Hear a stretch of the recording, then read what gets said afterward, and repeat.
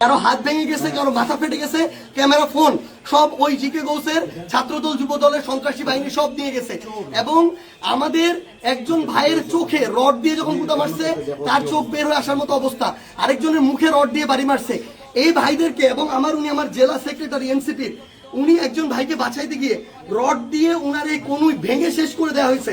আপনারা একটু কাছে নিয়ে আসেন, আপনারা যদি দেখেন যে এখানে ওনার হাতটার কি অবস্থা হয়েছে, এই জায়গায় মানে এটা ধরার মতো কোনো অবস্থা নেই।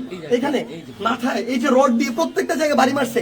আমরা যখন আমাদের এই আহত 7-8 জন ভাইকে নিয়ে সদর হাসপাতালের দিকে যাইতেছিলাম তাদের চিকিৎসার জন্য, তখন সদর হাসপাতালের সামনে ওই 24 জুলাইয়ের সময় যেমন খুনি বাহিনী যেভাবে আক্রমণ করছিল হাসপাতালের গেটে, ঢাকা মেডিকেলের গেটে, ওইভাবে আমাদেরকে খুনি বাহিনী এইখানে ছাত্রদল যুবদলের সন্ত্রাসী ক্যাডাররা, জিকে গাউসের ক্যাডাররা, তারা আমাদেরকে আক্রমণ করে হাসপাতালে পর্যন্ত ঢুকতে দেয় নাই। এখন আমি যখন আমার ভাইদের নিয়ে যাচ্ছিলাম তারা আমার হাতে পর্যন্ত রড দিয়ে বাড়ি মারছে, ইট মারা শুরু করে, এরপরে রড থেকে শুরু করে যত ধরনের তাদের লাঠি সোটা এগুলো তারা মারা শুরু করে।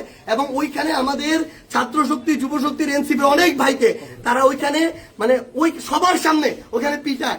এবং আমরা এখানে পুলিশ দেখলাম, আমাদের সামনে থাকা তো দূরের কথা, আমাদের সাথে থাকা তো দূরের কথা, এত বড় হামলার পরে তারা পিছনে দাঁড়ায় দাঁড়ায় নাটক দেখতেছে। এই ছিল অবস্থা।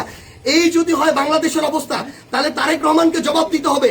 এটা কি তারেক রহমানের সন্ত্রাসী বাহিনী, যেই বাহিনী মানুষের উপরে এইভাবে শুধুমাত্র দ্বিমত করার কারণে, সমালোচনা করার কারণে এভাবে আক্রমণ করতেছে? সালাউদ্দিন আহমেদকে জবাব দিতে হবে। তারা কি এই জিকে গাউসদেরকে এই সন্ত্রাসী কার্যক্রমের ঠিকাদারি দিয়ে রাখছে কিনা, এর বিচার না হওয়া পর্যন্ত আমরা হবিগঞ্জে আছি। যদি পারে আমাদেরকে মেরে ফেলবে, এখান থেকে প্রয়োজনে আমাদের লাশ যাবে, কিন্তু এর বিচার, এর জবাব তারেক রহমানকে দিতে হবে।